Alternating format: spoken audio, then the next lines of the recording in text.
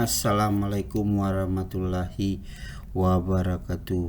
Untuk saudara para peniat ataupun yang berminat menjadi calon penyelenggara pemilu, selamat datang di channel kita dalam kanal sukses untuk membantu Anda menjadi sukses menuju impian Anda, yaitu bagian dari penyelenggara pemilu sebagai suatu tugas mulia. Sukses tak akan muncul jika Anda tak segera dimulai. Tidak apa jika memang pekerjaan itu tak sesuai dengan keinginan Anda. Namun dengan tekad yang kuat, sebuah kesuksesan itu akan muncul di depan mata dengan niat Anda dan berlatih terus, gigih dan giat untuk mengulang lagi soal tersebut. Jangan biarkan impianmu hanya sebuah angan belaka. Kamu juga harus berusaha mewujudkannya. Kamu ingin mendapatkan impianmu, mulailah mencari tahu apa yang kamu siapkan.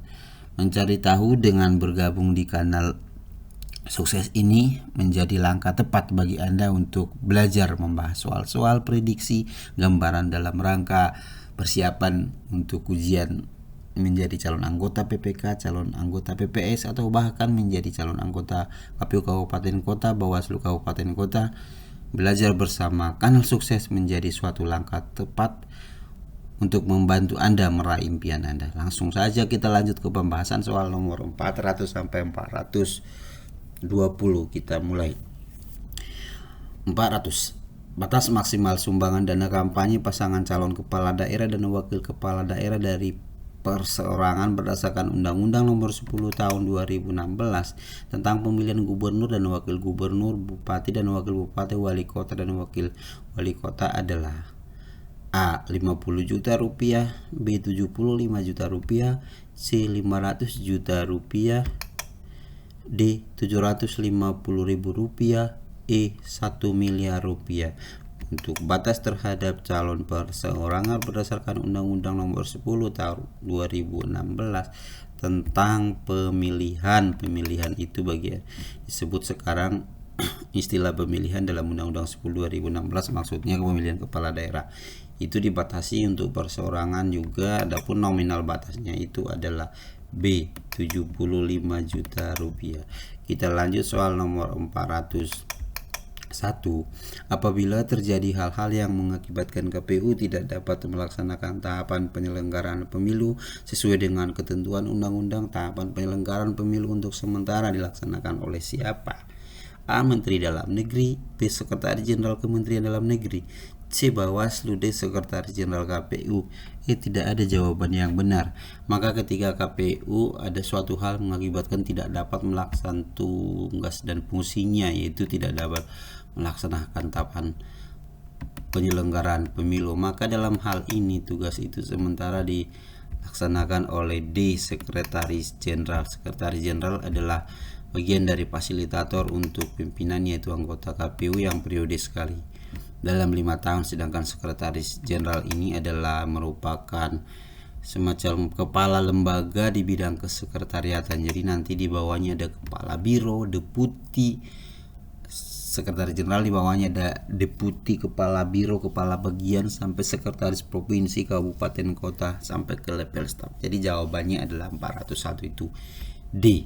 Kita masuk untuk soal nomor 402. Untuk memeriksa pengaduan dan atau laporan adanya dugaan pelanggaran kode etik yang dilakukan oleh anggota Bawaslu provinsi, maka dibentuklah A. Dewan Kode Etik Bawaslu, B. Badan Kehormatan Bawaslu, D. Dewan Kode Etik Bawaslu Provinsi, D. Badan Kehormatan Bawaslu Provinsi, E. Dewan Kehormatan Penyelenggara Pemilu, atau DKPP. Jadi untuk soal nomor 402 itu ada suatu lembaga yang bagian dari penyelenggara pemilu, namun dia mempunyai kekhususan dalam hal penegakan, memeriksa, mengadili dugaan pelanggaran kode etik terhadap adanya aduan, yaitu DKPP. DKPP ini juga berwenang untuk memeriksa KPU provinsi, kabupaten, kota, Bawaslu provinsi, Bawaslu kabupaten, kota ketika adanya pengaduan dugaan pelanggaran kode etik. Jadi dalam soal nomor 402 terkait dugaan pelanggaran kode etik untuk Bawaslu provinsi juga diperiksa oleh DKPP. Jawabannya adalah E. Masuk soal nomor 403. Salah satu peran strategis pengawas pemilu ini Bawaslu yang mengawasi penyelenggaraan. Siapa yang menyelenggarakan? KPU dan jajarannya. Peran strategis tersebut adalah A. Sebagai pengawal demokrasi dan memastikan pemilu berjalan sesuai dengan tahapan yang ada. B. Mampu mencari pelanggaran yang dilakukan oleh KPU.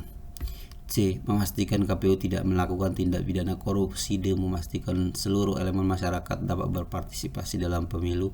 E. Membantu KPU dalam memastikan seluruh pemilih terdaftar dalam DPT. Jadi dalam hal ini disampaikan dulu apa menjadi peran strategis kenapa lembaga ini dibentuk. Jadi salah satu peran strategisnya itu adalah yang sangat spesifik, yaitu adalah demi pengawalan terhadap demokrasi dan memastikan jika pemilu itu berjalan sesuai dengan aturan yang ada. Jawaban untuk 403 adalah A.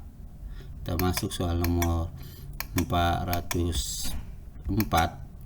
Sebelum kampanye pemilihan bupati dan wakil bupati dilaksanakan, tim kampanye pasangan calon harus didaftarkan di A. Pengawas kabupaten, B. KPU kabupaten, C.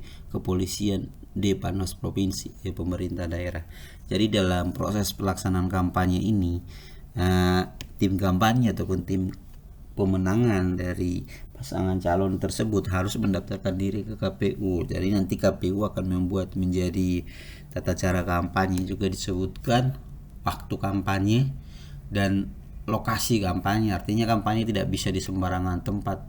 Waktu durasinya ataupun khususnya pelaksananya juga diatur oleh KPU supaya tidak bentrok antara satu pasangan calon dengan pasangan calon lainnya. Jadi dalam hal ini harus mendaftarkan diri kepada KPU untuk nanti diawasi oleh pengawas. Jawabannya adalah B. Masuk soal nomor 405. Untuk dapat terdaftar dalam daftar pemilih, seseorang harus memenuhi persyaratan sebagai berikut, kecuali syarat. Berarti syarat seseorang itu sebagai pemilih. Apakah ini dikecualikan? Mana yang bukan syarat menjadi seorang terdaftar dalam pemilih? A. Berusia 17 tahun. B. Berusia kurang dari 17 tahun tapi sudah pernah menikah. Untuk pilihan A merupakan syaratnya. B juga. D. Warga negara Indonesia. Iya. Berdomisili 6 bulan. Iya menjadi salah satu syarat. Maka jawabnya adalah sedang dicabut hak pilihnya. Ketika seorang sudah dicabut hak pilihnya, maka otomatis dia tidak bisa didaftar sebagai pemilih. Maka jawabannya adalah C. Soal nomor 406. Dalam pemilihan umum kepala daerah, penghitungan suara dimulai pukul penghitungan suara. Bedakan penghitungan dengan pemungutan. Penghitungan suara dimulai pukul A pukul 11, B 12, C 12.30, D 13, E tanpa batas waktu. Penghitungan suara kalau pemungutan itu mungkin dari jam 7 sampai jam 17, namun jam 13 saya ralat. Namun untuk penghitungannya itu setelah suara dipungut baru dilaksanakan penghitungan. Penghitungan itu dimulai sejak pukul 13 ketika semua orang yang sudah mendaftar ke TPS, dalam arti meregistrasi seperti itu, sudah terlayani, maka dilakukanlah penghitungan suara pukul 13 setelah TPS ditutup. Kita lanjut soal nomor 407. Berikut ini adalah implikasi apabila pengawas pemilu pemilihan kepala daerah tidak bekerja dengan baik. Jika pengawasnya tersebut tidak bekerja dengan baik, apakah implikasinya? Namun di sini yang ditanya adalah di antara pilihan yang kecuali. A. Menghasilkan konflik kekerasan. B. Hilangnya kepercayaan masyarakat. C. Apatisme terhadap demokrasi, lemahnya kapasitas kepemimpinan yang dihasilkan. E. Kepala daerah mengusulkan pembubaran pengawas pemilu. Maka di antara pilihan ini adalah bisa menjadi efek atau dampak dari ketika pengawas tidak bekerja, itu terjadi konflik, masyarakat juga sudah tidak percaya, bahkan masyarakat sudah apatis terkait yang namanya pemilu pemilihan, dan bahkan akan terjadi lemahnya kapasitas dari kepemimpinan yang dihasilkan karena selama proses tahapan pemilihan tersebut pengawas tidak bekerja. Jadi E. Kepala daerah mengusulkan pembubaran pengawas. Kalau untuk jawaban E, bukan dari kewenangan kepala daerah. Kepala daerah tidak lagi berwenang dalam hal pembubaran ataupun pembentukan pengawas. Maka yang di bawah ini adalah jawabannya adalah E, kecuali. Masuk soal nomor 400. lembaga manakah yang berwenang untuk menindaklanjuti rekomendasi Bawaslu terhadap pelanggaran administrasi pemilu? Adanya pelanggaran administrasi pemilu itu menjadi salah satu tugas dari Bawaslu dalam hal penyelesaian administrasi pemilu. Mungkin bisa kita lihat di pasal 460 dan seterusnya di Undang-Undang Nomor 7 tahun 2017. Setelah selesai diputus oleh Bawaslu, maka disampaikan apa yang menjadi rekomendasi Bawaslu terhadap administrasi dimaksud itu nanti dilaksanakan oleh KPU. KPU harus segera melaksanakan atau menindaklanjuti rekomendasi dimaksud sesuai dengan hari yang sudah ditentukan, berapa lama harinya, seperti itu. Kita lanjut soal nomor 49, The Guardian of Election and Democracy. Peran pengawas pemilu adalah sebagai berikut. Kecuali A. mendorong tumbuh dan menguatnya kepercayaan masyarakat terhadap prosedur demokrasi. Kemudian B. katalisator konflik kekerasan. C. melemahnya orientasi pemimpin pada pembangunan negara hukum yang demokratis. D. menyelesaikan tindak pidana pemilu.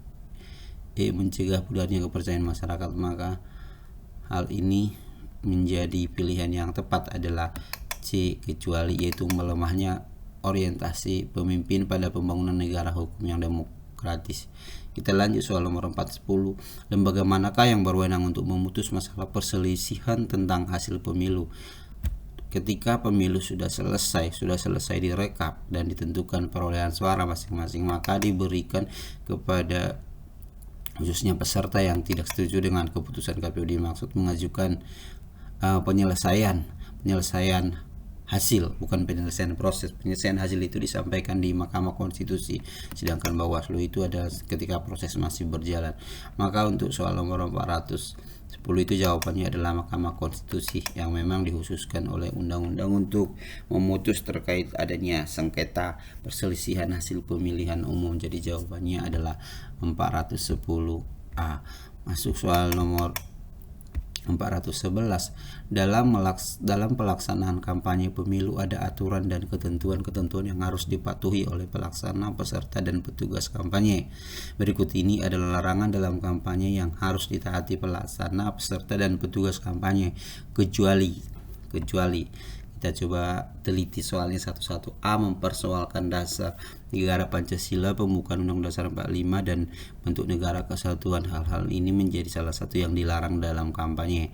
Kita masuk soal nomor pilihan B. mengganggu ketertiban umum juga tidak diperbolehkan. C. membawa atau menggunakan tanda gambar dan atau atribut lain selain tanda gambar dan atau atribut peserta pemilu yang bersangkutan. Hal ini juga merupakan hal yang dilarang. Kita lihat di pilihan berikutnya. D. menjanjikan atau memberikan uang materi lainnya kepada peserta kampanye. Ini juga merupakan salah satu poin penting larangan dalam kampanye. E. kampanye dengan batas waktu yang telah ditentukan KPU. Jadi jawabannya itu adalah E. Ini bukan merupakan suatu larangan, inilah keharusan bagi peserta kampanye. KPU sudah menetapkan waktu maupun tempat pelaksanaan kampanye. Jadi inilah nanti akan digunakan oleh para peserta kampanye dalam menyampaikan visi misi programnya kepada konstituen, yaitu calon-calon pemilih yang nanti si kandidat bisa meyakinkannya melalui kampanye. Itulah tujuan dari salah satu maksud kampanye. Jadi jawabannya adalah E, yang dilarang kecuali. Masuk 412. Yang termasuk tantangan dalam pengawasan pemilu kepala daerah adalah sebagai berikut. Kecuali. Apa yang menjadi tantangannya? Kecuali A. tidak ada saksi-saksi dari pasangan calon yang hadir di TPS. B. potensi pelanggaran dalam pemilu kepala daerah sangat tinggi. C. tingkat kompetensi antar pasangan calon yang sangat tinggi dengan jumlah calon yang cukup banyak. D. sebagian anggota Bawaslu kabupaten kota merupakan orang-orang baru sehingga memiliki pengalaman yang kurang memadai dalam pengawasan pemilu. Jadi kemudian potensi konflik kepentingan dan pelanggaran kode etik penyelenggara pemilu. Jadi yang ditanyakan di sini adalah tantangannya apa? Kecuali. Jadi di antara pilihan-pilihan ini, pilihan yang paling tepat itu adalah A. Tidak ada saksi dari pasangan calon hadir di TPS. Artinya undangan tetap disampaikan kepada saksi, namun ketidakhadiran mereka bukan menjadi proses penghambat dilaksananya pemungutan dan penghitungan suara. Jadi jawaban 412 itu adalah A. Kita masuk ke soal nomor 413. Agar tercipta kualitas gubernur, bupati, dan wali kota yang memiliki kompetensi, integritas, dan kapabilitas serta memenuhi unsur akseptabilitas, maka selain memenuhi persyaratan formal administrasi perlu dilakukan A. Uji publik oleh akademisi, tokoh masyarakat, dan komisioner KPU provinsi, kabupaten, kota. B. Tanda tangan fakta integritas. Kemudian C. Pernyataan tertulis sejumlah tokoh masyarakat dan tokoh agama sebagai bentuk dukungan calon kepala daerah. D. Kampanye dengan menerbitkan karya ilmiah. E. Memberi donasi atau bantuan kepada kelompok yang membutuhkan. Jadi salah satu program dari KPU selama proses tahapan kampanye itu ada namanya uji publik, itu dimana mungkin lebih pas dibilang bisa juga semacam debat kandidat seperti itu kepada para pasangan calon, saling berargumen, penyampaian visi misi, saling menguji, yang juga dimoderasi ataupun dipandu oleh para akademisi, tokoh masyarakat, tokoh adat, tokoh agama, dengan tujuan supaya lebih mengenalkan kepada masyarakat para kandidat duduk bersama untuk meyakinkan para masyarakat pemilih nantinya siapa yang akan dipilih. Inilah yang namanya uji publik oleh akademisi, tokoh masyarakat, ataupun lembaga KPU sendiri sebagai penyelenggara. Untuk 413 itu dijawab, yaitu jawaban yang paling tepat itu adalah A. Masuk soal nomor 414. Pelanggaran yang sering terjadi dalam penetapan daftar pemilih tetap adalah sebagai berikut, kecuali dalam penetapan DPT. Mungkin ini dalam mutarlih, pemutakhiran data pemilih. Beberapa hal yang sering terjadi adalah dan bahkan menjadi sebuah masalah, potensi masalah yang harus diselesaikan bersama antara KPU dan pengawas. A. Anak di bawah umur terdaftar. B. TNI Polri terdaftar. Orang yang belum berusia 17 tahun tapi sudah menikah. D. Pindah domisili masih terdaftar. E. Orang meninggal terdaftar. Jadi di antara pilihan ini mungkin kita lebih melihat apa seseorang itu dapat, syarat seseorang itu dapat dipilih. Seseorang itu dapat memilih menggunakan hak pilihnya adalah ketika dia sudah berusia 17 tahun ataupun belum 17 tahun sudah menikah. Jadi di antara ini adalah, kalau C ini bukan bagian dari masalah. Jadi yang ditanyakan di sini adalah pelanggaran yang sering terjadi dalam penetapan DPT adalah kecuali. Pilihan A adalah anak di bawah umur, TNI Polri terdaftar, pindah domisili, ataupun lainnya. Itu merupakan hal-hal yang sering ditemui di lapangan ketika pendaftaran. Sedangkan orang yang belum berusia 17 tahun tapi sudah menikah bukanlah menjadi suatu masalah. Ini jawabannya adalah untuk 414 C. Coba kita lanjut ke soal lagi nomor 415. Dalam hal di sebagian atau seluruh daerah pemilihan terjadi kerusuhan, gangguan keamanan, bencana alam, atau gangguan lainnya yang mengakibatkan sebagian tahapan penyelenggara pemilu tidak dapat dilaksanakan, apa yang harus dilakukan? Maka yang harus dilaksanakan itu adalah B. Pemilu lanjutan, yaitu pemilu lanjutan. Mungkin terjadi gangguan sehingga mengakibatkan sebagian tahapan belum tuntas dilaksanakan, maka dalam hal ini selanjutnya dilaksanakan pemilu lanjutan, diatur dalam Undang-Undang 7 2017. Nanti akan ada dibedakan apa itu pemilu lanjutan, apa itu pemilu susulan, atau bahkan pemungutan suara ulang. Itu yang harus kita pahami. Jadi jawaban nomor 415 itu adalah B, dilaksanakan pemilu lanjutan. Masuk soal nomor 416. Salah satu yang perlu dilakukan dalam menindaklanjuti laporan itu mengenai ijazah palsu pada pelaksanaan pemilu kada, atau lebih tepatnya itu pemilihan kepala daerah atau pemilihan istilah sekarang. A. Melakukan penelusuran terhadap riwayat pendidikan calon. B. Menghilangkan syarat minimal pendidikan. C. Memverifikasi kepada institusi pendidikan. D. Meningkatkan ancaman hukuman atas tindakan kandidat. E. Tidak perlu mempersoalkan karena bukan merupakan syarat utama.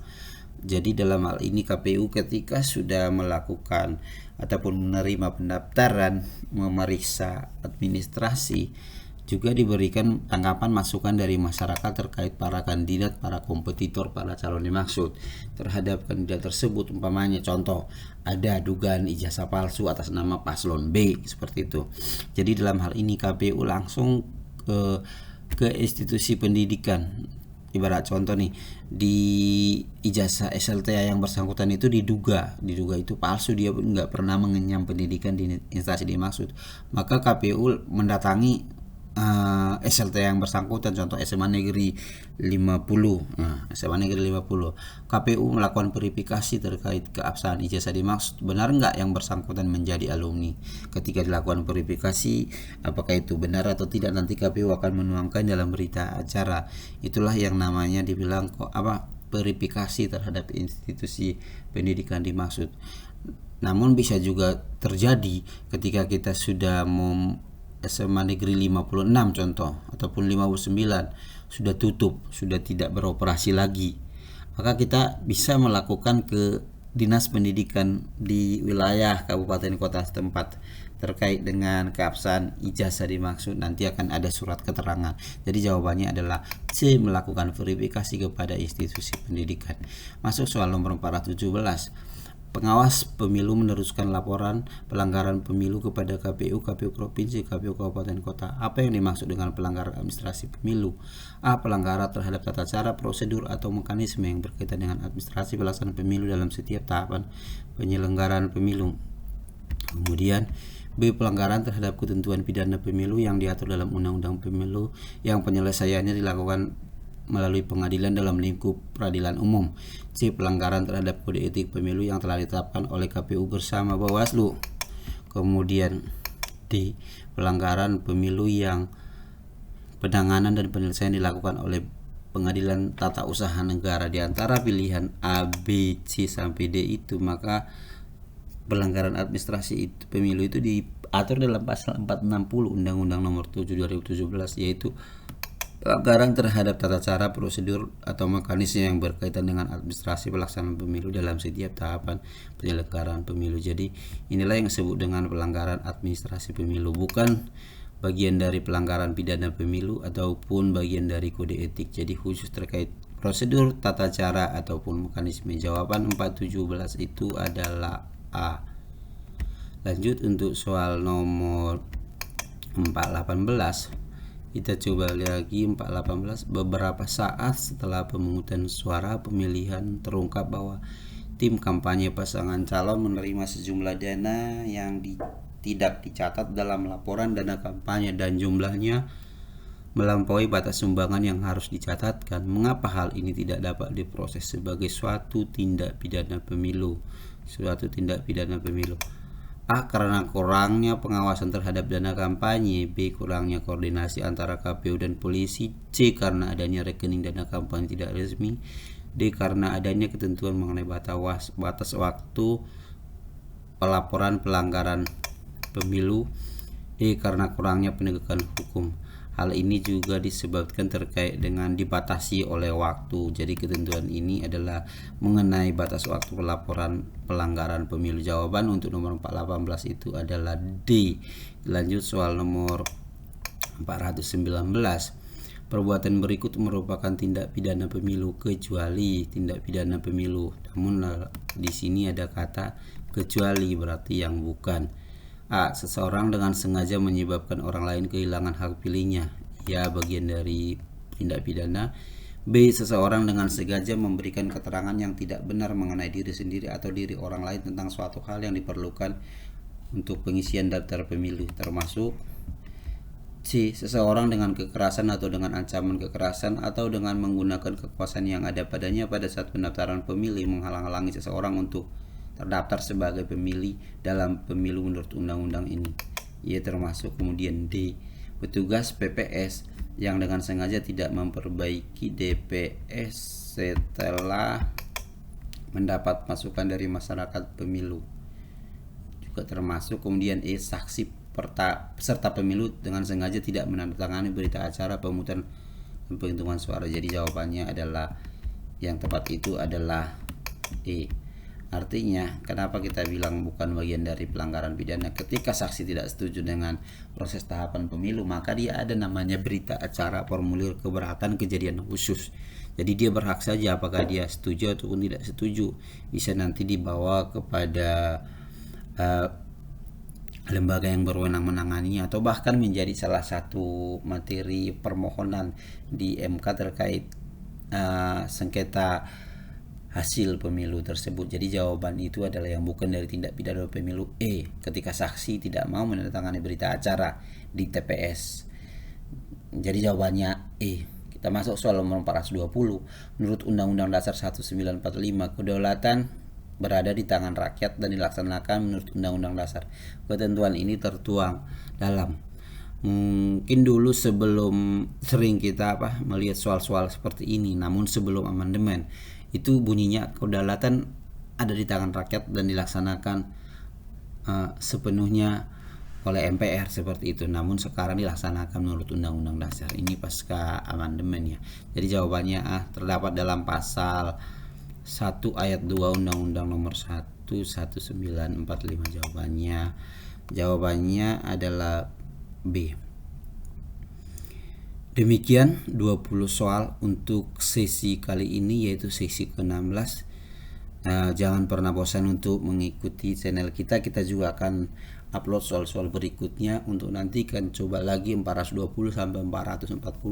Semakin Anda banyak berlatih, semakin sering berlatih, maka mudah-mudahan nantinya semakin mempermudah Anda ketika mengikuti ujian tes tertulis ataupun CAT calon penyelenggara pemilu, baik itu anggota KPU Kabupaten Kota, anggota KPU Bawaslu, anggota panitia pemilihan kecamatan, atau anggota pemungutan suara. Dan tetap ikuti channel kita di kanal Sukses untuk Anda, sukses untuk kita. Jika tidak pernah Anda mau memulai, lalu kapan kesuksesan itu akan Anda dapatkan? Menunda-nunda suatu pekerjaan bukanlah hal yang baik.